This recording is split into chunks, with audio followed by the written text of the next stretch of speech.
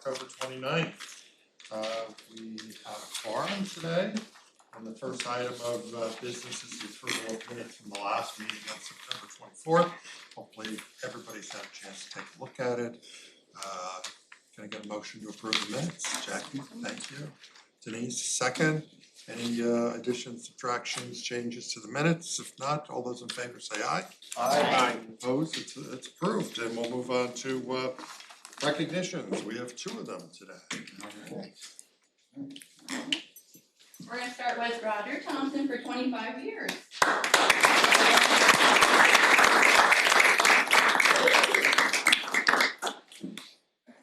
Okay, so Roger was a frequent rider before becoming a bus operator. He took the bus to and from his job as assistant manager at Burger King every day, but he grew tired of the restaurant business, so he decided to apply for a job at CDTA. He started in Star and drove Star for about 18 months before he transferred over to Fixed Route. He went to Troy, driving routes 80 and 85. Then he came to the Albany division about 23 years ago. So he has driven just about every route in the city, but he currently operates the 114, which travels from Crossgate through the city of Albany into the city of Rensselaer. Roger notes that in his 25 years here, the biggest change he has seen is the advancement of technology in the buses. He says it's made the operator's experience much easier in a lot of ways. And another big change is the extended service that CDTA now offers.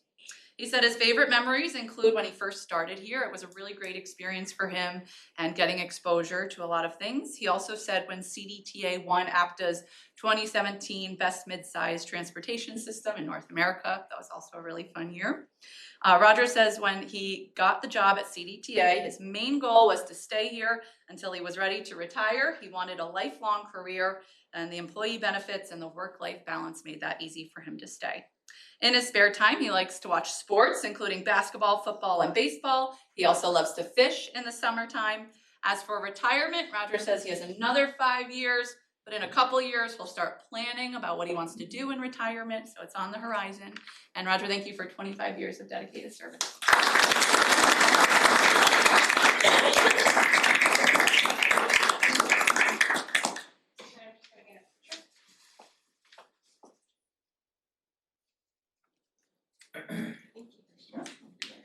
Congratulations. And next we have Jose George celebrating 25 years of service.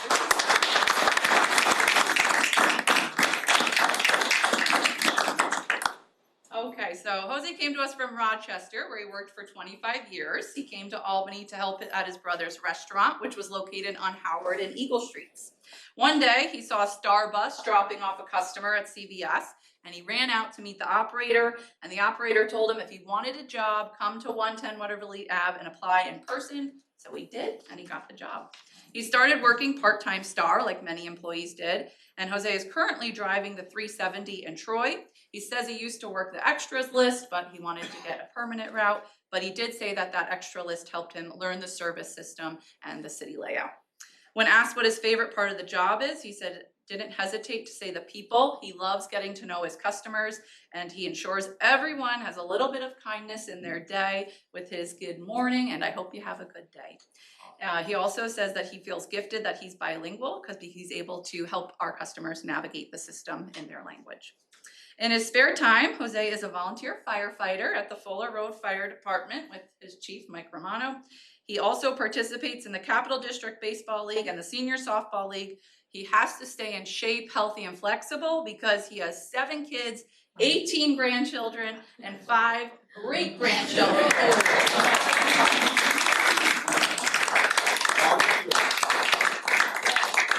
And he has no plans for retirement just yet. He would miss everyone here way too much. And he said that he'll continue to work, God willing, if he wakes up every day. And he said it's a joy to be able to get up and get people where they need to go. So thank you, Jose, for your 25 years.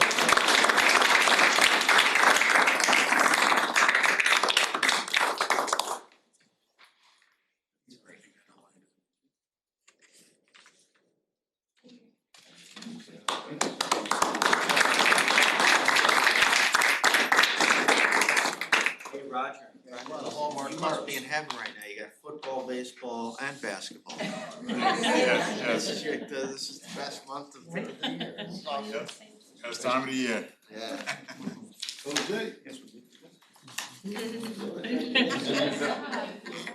Congratulations. Congratulations. You know what? A lot of homework parts, he's fine. Yeah. I gotta work. You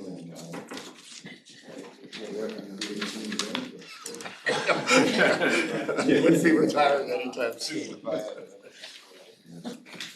had. We have a series of committee reports up next. Board Operations Committees first, so I'll go over that very quickly.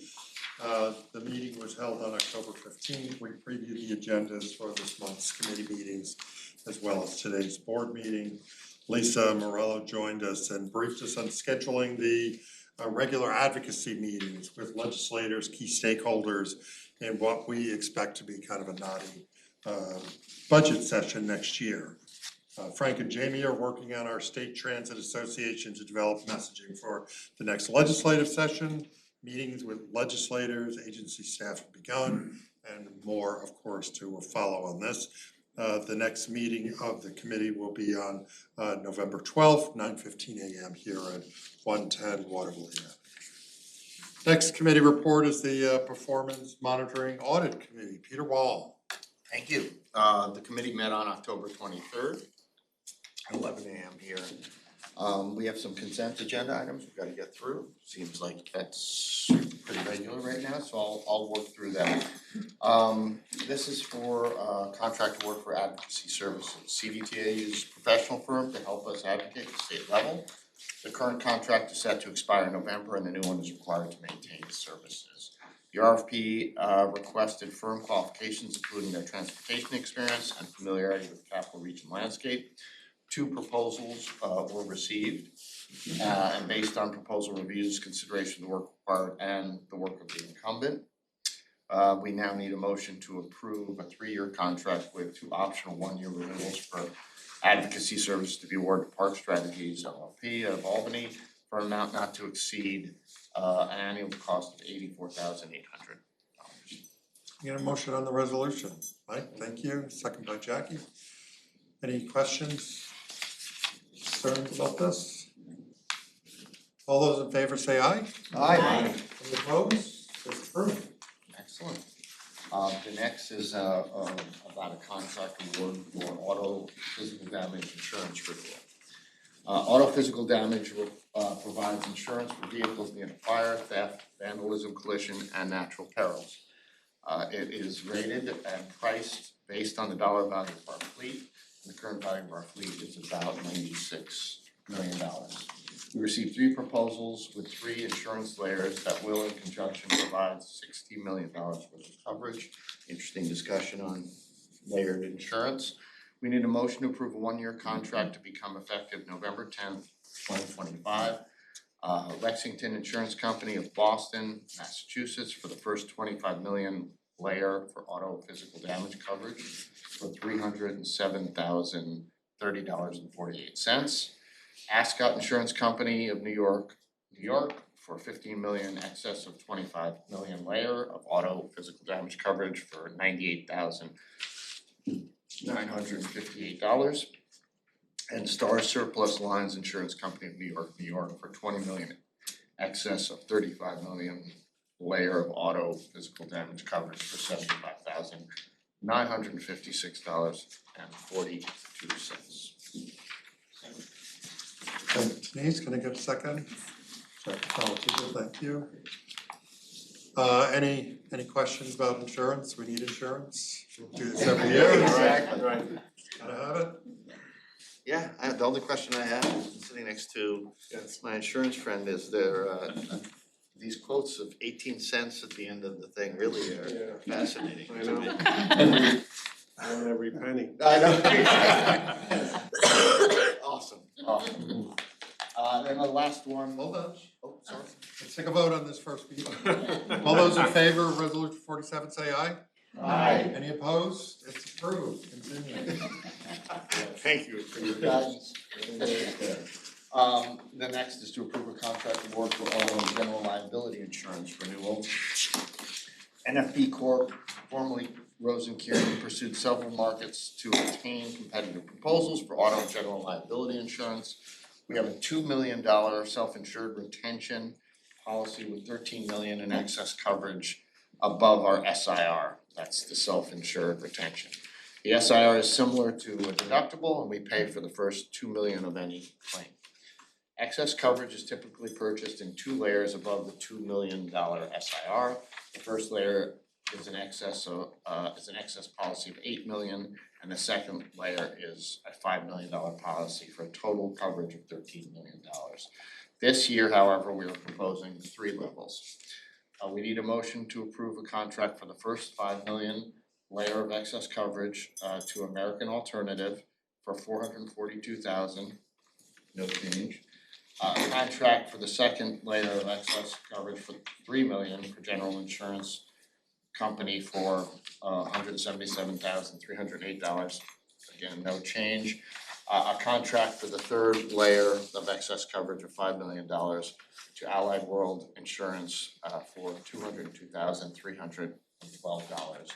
And a contract for non-certified acts of terrorism coverage from Lloyd's of London at a cost of $16,473. Can I get a motion on resolution 48? Peter, thank you, second by Dave. Any questions about kind of complicated insurance stuff? Seems like there weren't many pennies involved in this. They rounded up. They rounded. To the next column, yeah. All those in favor say aye. Aye. Any opposed? It's approved. Excellent. Thank you. Investment Committee, the Investment Committee met on September 22nd, 2025, with Great Point. The Federal Reserve reduced interest rates quarter percent in September.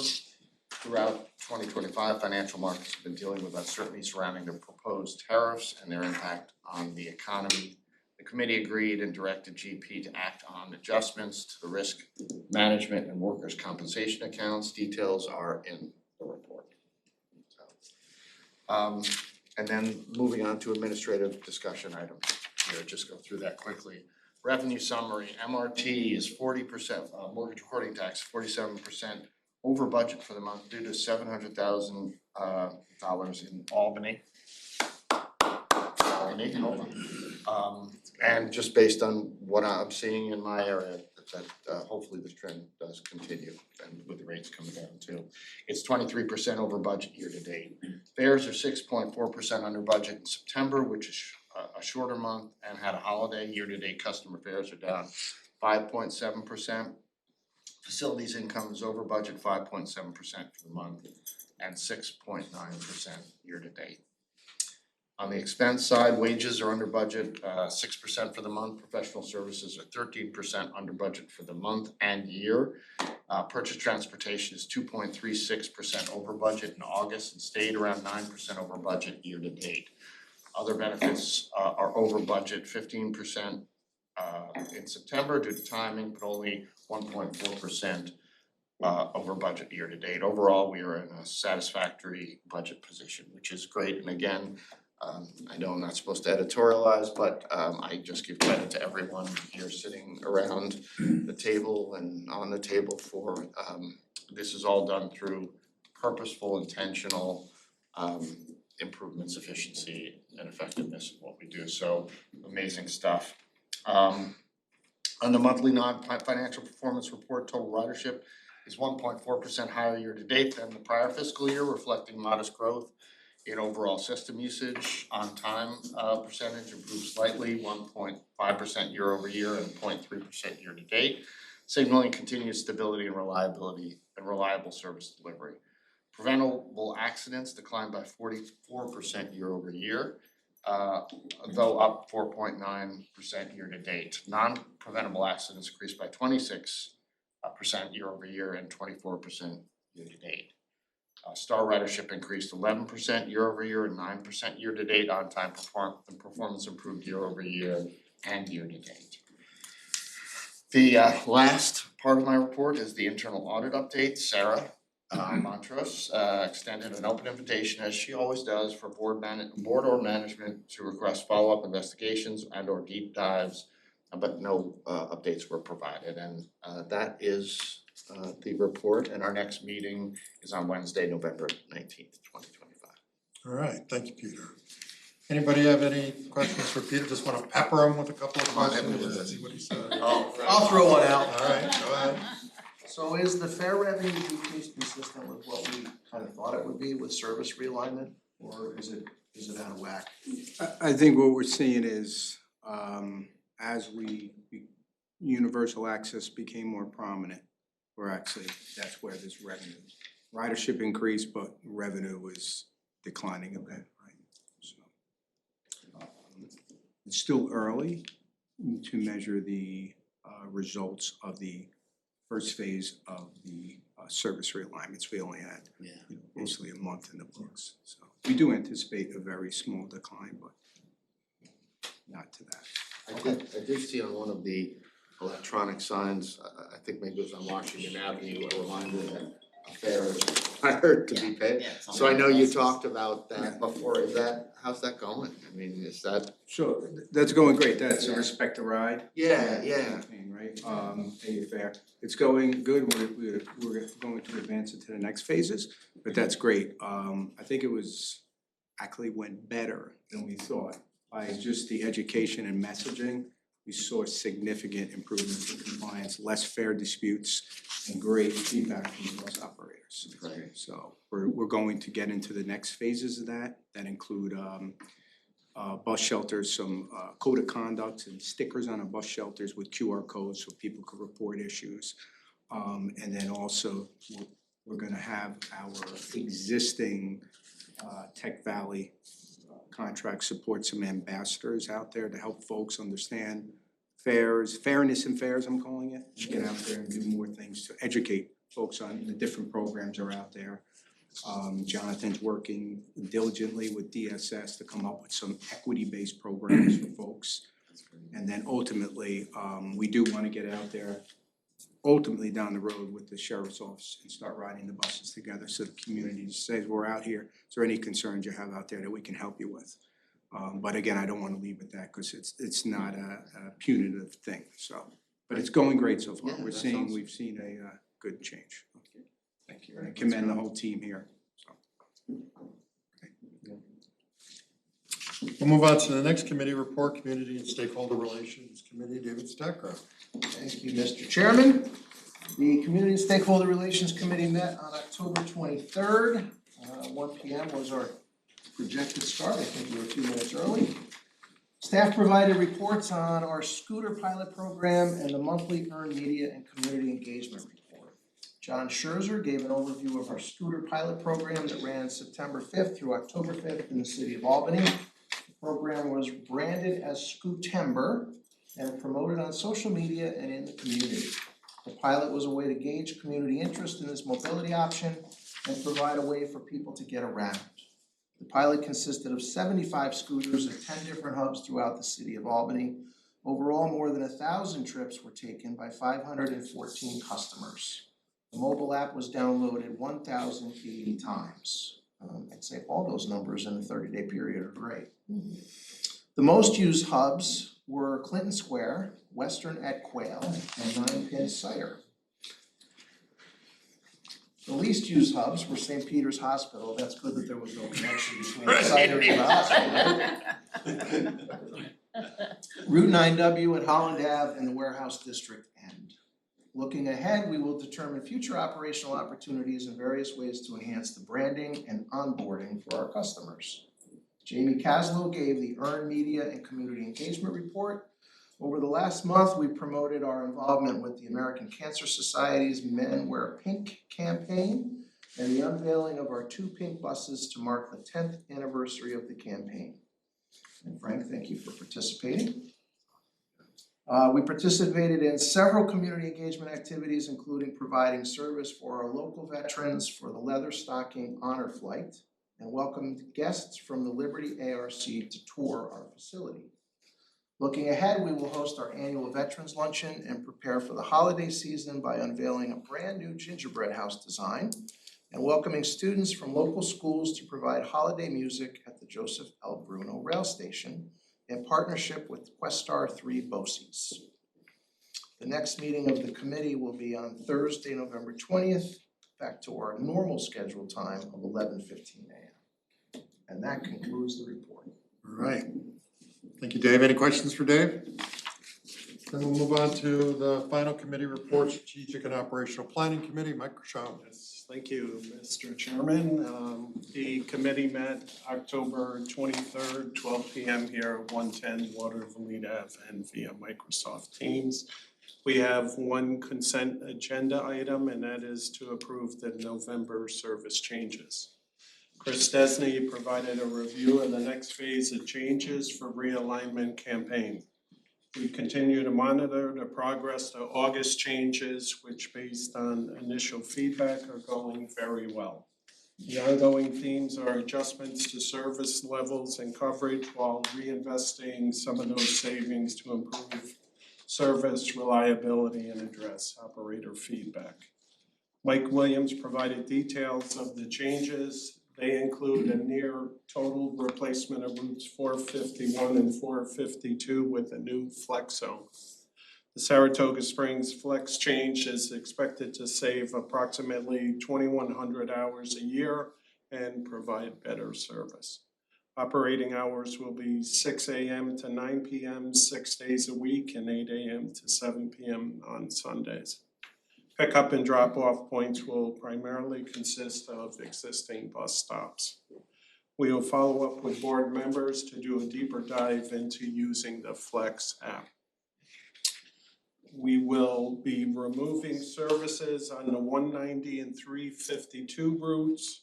We are adjusting frequencies on several routes and will be reinvesting savings into other routes to make service more reliable and in response to operator feedback. A detailed listing was provided during the committee meeting. The November pick is planned to run from November 30th, 2025 to May 24th, 2026. So at this time, we just need a motion to approve the November service changes. Peter, thank you. Can I get a second on resolution 49? David, thank you. Any questions about this? Been talking about it? All those in favor say aye. Aye. Any opposed? Resolution's approved. All right, there were no administrative discussion items, and the next meeting of the committee will be Thursday, November 20th at 12 p.m. here at 110 Waterville Ave and via Microsoft Teams, and that concludes my report. All right, thank you, Mike. Yep. We'll move on to the CEO report. Thank you, Mr. Chairman. Thank you to all of the board members and committee chairs and the employees. So for this period, we continue to make some significant progress, strong progress towards many of our key priorities, focus work streams. We've had, and I want to specifically just talk about a few dedicated working groups. First of all, we did conclude the last of our employee town halls, so this was number 10, October 15th.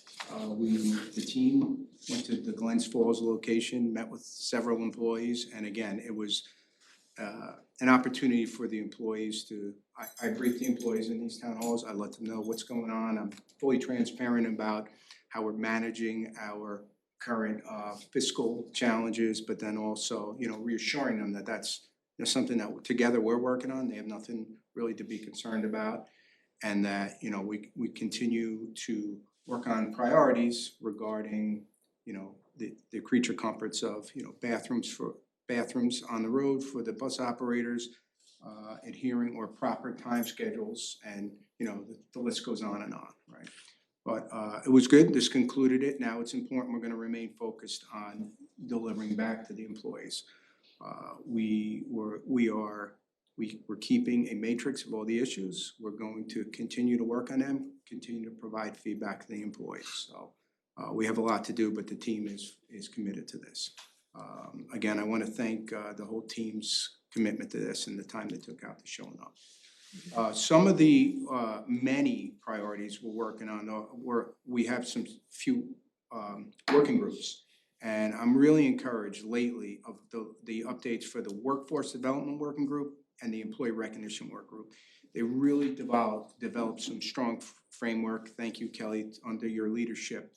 And I really think we'll be ready by the end of the year to present this board some of our the framework and how we're gonna move forward with these things.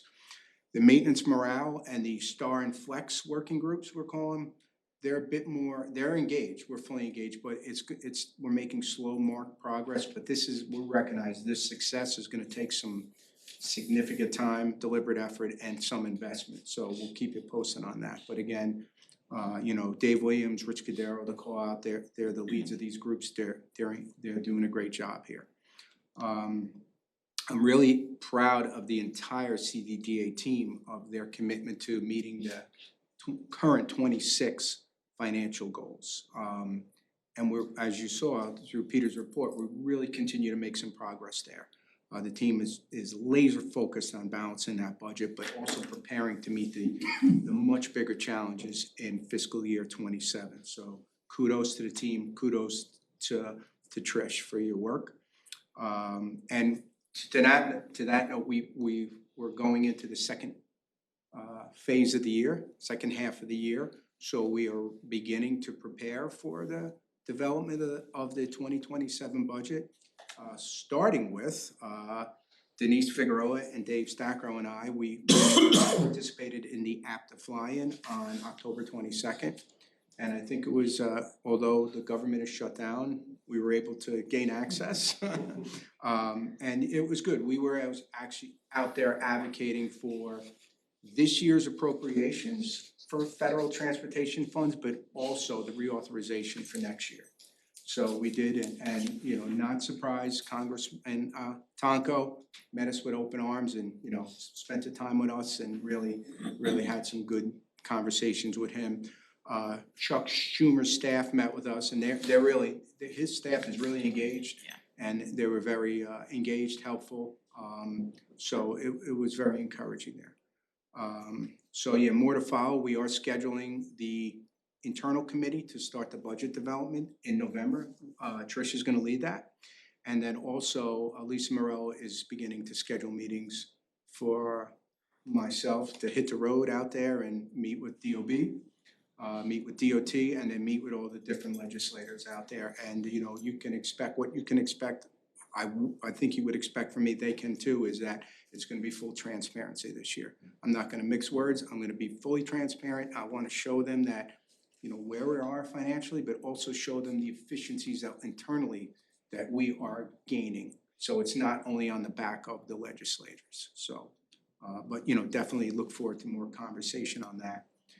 Upcoming events, we are the board retreat to cap off the organizational success plan. Thank you everybody for accommodating Friday, December 12th to a to-be announced location. I'm really looking forward to that. Jamie mentioned we have the Veterans Luncheon November 10th, so feel free to come there. We would love to have you.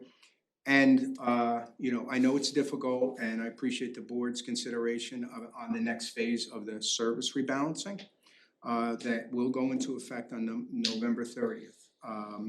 And something I'll get into detail, but I want to reaffirm that, the principles behind this service rebalancing effort and its purpose to both the board and the community on this. That is, it's outlined, not only is it outlined in our transit development plan, but these changes are designed to realign service based on customer travel patterns, empirical data, to ensure effective use of the limited resources and funding that we have while maintaining access to our system for those who rely and depend on us the most. These decisions are based solely on this data and this information, field observation, discussions, and operating efficiencies, not on anything other, not on political influence, and no hidden agendas. I want to ensure you of that and ensure the public on that. Again, it's outlined in the transit development plan. Now, specific to the flex conversion in Saratoga Springs, we will be hosting sessions at the public library on Wednesday, November 12th at 5:30 p.m. And we are scheduling other sessions, including a session at Skidmore College, because we've had a lot of outreach from Skidmore College students and staff and faculty. So we will be out there to explain these changes. And again, I want to reinforce that this is a positive change. This is, microtransit is a way of providing flexible service in many zones and doing it affordably, therefore we could do more service in more areas. Specific to the Saratoga changes, well, these changes with flex, when we're converting, we are now going to convert the 451 and the 452 primarily to flex zones, okay? And the 450 will remain. And what happens here is now we are able to provide more frequent service, meaning right now some customers are waiting up to 80 minutes for a bus. Now they're gonna wait 30 minutes or less now because of this. There will be no loss of any existing stops. CDTA will still continue to service every single stops plus 10 more within our network, okay? We are going to have more flexibility now. We are going to be in areas and streets that we could not fit big bus. It is better for sustainability. I think everybody is concerned about that. I know I am. It's better allocation of resources. It's more cost effective. And truly, smaller vehicles use less fuel, do the math, right? It's purely about sustainability, economics, and efficiencies, right? And again, if we see we're victims of our own success, it is far easier to expand flex services than it would be for big bus. So, there are a lot of narratives out there that are taking a world of our own, but we are gonna be out there to educate the folks on this. And, right now we have 2 routes that are running, the 451 and the 452 as they exist, are doing 45 round trips a day for 110 customers. We can do better, folks, and there's more people out there that need us. So we're gonna service those 110, and we're gonna probably bring a lot more into this. So I just wanna reassure everyone that, we're out there, we're going to be deploying the teams out there ahead of the changes, during the changes, and as always, if there are any fatal flaws in planning, we're gonna identify them and we will react accordingly. So, and that concludes my report. If anyone has any questions, I'll be happy to answer. So. Thank you. Any questions for Frank? Great explanation about what's going on. Thank you. Yeah. Yeah, that's very helpful. We're at the section of the agenda for board member comments. Anything for the good of the order today? Question, and this comes from what we're doing, the current situation at the federal level, what I read on a local level, and my involvement on other boards that deal with food pantries, SNAP, and those types of things. We are seeing a major increase in military families who are utilizing food shelters. Patients are not receiving it. I was just wondering, depending how the winds blow, would we consider anything in response to that for some type of grace for military members when it comes to public transportation during this period? Well, I think it's something we consider. I believe now we do have discounts for veterans, right? Half price fares, discounts. We'd be more than happy to discuss it with some veterans groups. And I don't know, I just know that it's doubled the number of military families that are coming into food shelters right now, so I'm figuring hardships probably extend way beyond that, and so. Side note, we are doing a food and sneaker drive for veterans now, continuing on through the next couple of weeks. Just an internal thing, and then we'll collect all that up and get it to Veterans Affairs Department, Stratton Medical Center. We'll be collecting all that stuff up and bringing it over. So although not transportation, we're trying to do what we can. Yeah. So I think with, for starters though, for us, we have a great comms team and marketing. maybe that We can get out there and let them know that these programs, the existing programs are here on that, and then, yeah, certainly, looking at how we can help. So. Anything else? Yeah, I just wanna reiterate just what Frank said with regards to Saratoga's service. It's not something any of us take lightly, and this will be an improvement to our community, and that's why we're here, to better serve our customers and the people that work here too. And someone brought it up in the report today with regards to, being holistic in our planning and anything we do, bringing the operators to the table, bringing staff that have involvement in any of these changes we made, just a reminder of that, and I'm glad you brought it up. Thank you, Julie. Anything else? At this time, I'm gonna ask for a motion to convene an executive session to go over a piece of litigation. Board's familiar with it already, so it shouldn't really last too long. Can I get a motion on that? Denise, thank you. Second by Dave. All those in favor say aye. Aye. Opposed? So it's 12:37. We'll move into executive session for a little bit here to discuss legal matter.